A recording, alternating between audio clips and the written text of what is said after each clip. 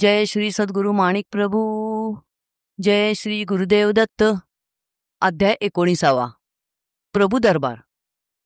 माणिकनगरमध्ये गवताच्या झोपडीत गवती छताखाली भरणारा प्रभूंचा दरबार हा आध्यात्मिक असे. पण नृसिंह तात्यांनी मोठ्या हौसेने राजदरबाराच्या धर्तीवर त्याची शिस्त बसवली होती. ज्याच्यावर लेखकाचे नाव लिहिलेले नाही असे एक हस्तलिखित प्रभूचरित्र सापडले. त्यात लेखकाने प्रभू दरबाराचे वर्णन केले आहे.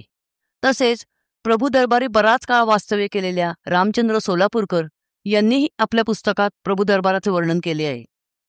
या दोन्ही लेखकांचे प्रभू दरबाराचे वर्णन साधारण सारखेच आहे. रामचंद्र बोवांनी प्रभू दरबाराचे केलेले वर्णन पुढील प्रमाणे आहे.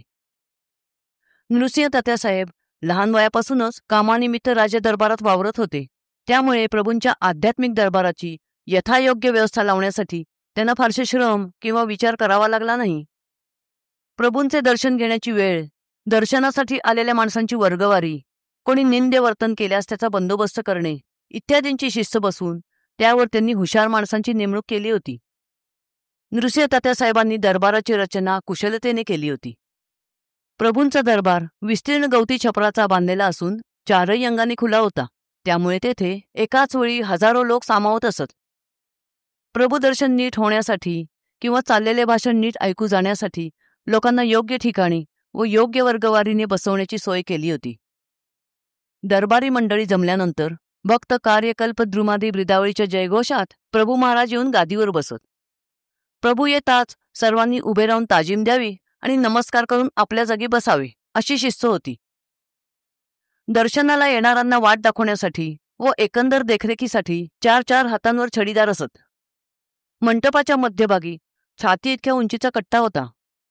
त्यावर उत्तम किनखापी गादीवर तक्क्याला टेकून प्रभू खुशाल डुलत बसलेले असत. 2 छडीदार प्रभूंच्या दोन्ही बाजूस सर्व काळ उभे असत. दरबारात उजव्या बाजूची जागा संन्याशी, शास्त्री, वैदिक ब्राह्मण इत्यादींसाठी असे. डाव्या बाजूची जागा स्त्रियांसाठी होती. प्रभूंच्या समोरची जागा नाना जातीचे गृहस्थ तसेच साधू संत, गोसावी इत्यादींसाठी होती. ह्या दरबारात एकाच वेळी अनेक कार्यक्रम चालू असत. तेथेच निरनिराळे लोक नृत्य गायनादी कला सादर करत असत आणि तेथेच शास्त्रींचे वादविवाद व वेदांत चर्चाही चाले. प्रभूंचे लक्ष एकाच वेळी सर्व कार्यक्रमांवर असे. प्रभू शास्त्रवाद लक्षपूर्वक ऐकत असताना त्याच वेळी गात असलेल्या गवयाने जर गाण्यात चूक केली तर प्रभू लगेच ती दाखवून द्यायचे. प्रभूंमध्ये सर्वांना आकर्षून घेईल असे दिव्य तेज होते. प्रभूंची श्यामसुंदर मूर्ती पाहणाऱ्याची तहानभूक हरून जात असे. त्यांचे भाषण अत्यंत मृदू व मार्मिक असे. प्रभूंचा दरबारी पोशाख ठरलेला नव्हता. ते लहर येईल तसा पोशाख करत असत. दरबारात कधी ते श्रीमंत माणसाप्रमाणे भरजरी पोशाख करून अंगावर किमती जवाहर घालून बसत तर कधी अत्यंत गरीब माणसाप्रमाणे चिंध्या पांघरून बसत. कधी खंजिरी घेऊन स्वतः गायला बसले की प्रत्यक्ष गंधर्वच गात आहे असे लोकांना वाटे. कधी कचेरीत प्रभूंपुढे गायन नर्तन चालू असे, कधी वेदांत चर्चा व वैदिकांचा वेदघोष चालू असे, तर कधी शिळोप्याच्या रिकाम्या गप्पाही चालू असत. याप्रमाणे प्रभूंच्या अनंत लीला असत. जसा मनुष्य भेटेल तसे प्रभू होत असत. पंडिताबरोबर पंडित, गवयाबरोबर गवई, साधूबरोबर साधू, गरीबाबरोबर गरीब आणि श्रीमंताबरोबर अतिश्रीमंत.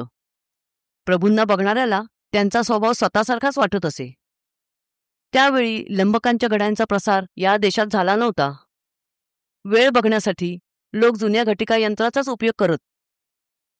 नृसिंह तात्यासाहेबांनी असे एक यंत्र दरवाजावरील चौकीत ठेवले होते. तेथून दर 4 तासांनी असे 24 तास प्रभूंपुढे वर्दी देण्याची सोय केली होती. प्रभूंची मनमोहक मूर्ती हातात तपकिरीची चिमूट घेऊन गादीवर शांत बसलेली आहे व ब्रह्मानंदात डुलत आहे असे दृश्य नेहमी दिसत असे. प्रभूंभोवती नेहमी शास्त्री, पंडित, अमीर उमराव, राजे रजवाडे इत्यादी बड्या लोकांची गर्दी असे. शिवाय प्रभू कचेरीत असेपर्यंत दरवाजावर रोज हजारो यात्रेकरूंची गर्दी असे. या दरबाराची बैठक आलेल्या लोकांच्या संख्येप्रमाणे कमी अधिक काळापर्यंत चालत असे. कधी कधी अहोरात्र 3-3 दिवस दरबाराचे काम चाले. मग तो सर्व काळ आसनावरची प्रभूंची बैठक न ढळता कायम असे. एकदा बसले की 3-3 दिवस जेवण, निद्रा, लघवी, शौच हे काहीच नाही. कायम बैठक एकाच मांडीवर आणि एकाच आसनावर. असा रात्रंदिवस सलग दरबार जास्तीत जास्त 6 दिवस चालल्याचे नमूद आहे. कित्येक जण नेम करत की प्रभूंचे दर्शन झाल्याशिवाय अन्न घेणार नाही, पण गर्दीमुळे कित्येकदा लोकांना 3-3 दिवसपर्यंत दर्शन होत नसे व तोपर्यंत उपवास घडे. दारावर नेहमी पद्मसिंह नावाचा द्वारपाल असे. त्याने जिवंत असेपर्यंत प्रभूंच्या द्वारपालाचे काम केले. लोकांना दर्शनाला आत सोडण्याचे काम ह्याच्या हाती असल्यामुळे मोठमोठे अधिकारी व श्रीमंत लोकही त्याला खुश ठेवत. प्रभूंच्या दरबारात कोणीही उपाशी राहणार नाही याची काळजी हनुमानदादा महाराज दक्षतेने घेत असत. प्रभूंनाही कोणी उपाशी राहिलेले आवडत नसे. कोणी जर निराशेने अन्न ग्रहण करत नसेल तर ती व्यक्ती जेथे असेल तेथे प्रभू जात व गोड बोलून उपदेश करून त्याला जेवायला राजी करत. प्रभू सर्वांशी गोड व सन्मानानेच बोलत.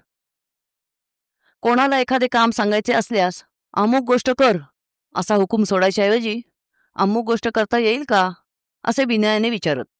निंद्य वर्तन करणाऱ्या लोकांशी गोड बोलून त्यांना न दुखावता त्यांची कान उघडणी करत. प्रभू महाराज आपल्या भोवतालच्या एकूण एक माणसांना ओळखून होते. ते हलक्या कानाचे नव्हते. त्यांना माणसाची उत्तम पारख होती.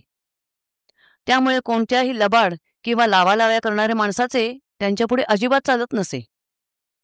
म्हणूनच प्रभू दरबारात सर्व प्रकारचे व जाती धर्माचे लोक एकाच ठिकाणी नांदत होते. नृसिंह तात्यासाहेबांनी 4-5 वर्षातच प्रभूंच्या दरबाराला आणि माणिकनगरला फारच शोभा आणली. 5-25 दुकानांची लहानशी बाजारपेठही वसवली गेली. माणिकनगरला पूर्व व पश्चिम अशा 2 मोठ्या वेशी बांधल्या गेल्या आणि प्रत्येक वेशीवर 5-50 शिपाई ठेवले गेले. अशा प्रकारे गावाच्या आणि मेळे, यात्रा वगैरेच्या बंदोबस्ताची सोय केली गेली. अशा पद्धतीने नृसिंह तात्यासाहेबांनी मोठ्या हौसेने माणिकनगरची राजकीय थाटाची व्यवस्था केली. प्रभूचरित्रकार रामचंद्र बुवांच्या वरील लेखावरून प्रभू दरबाराचे साधारण स्वरूप लक्षात येते. जय श्री सद्गुरु माणिक प्रभू. जय श्री गुरुदेव दत्त.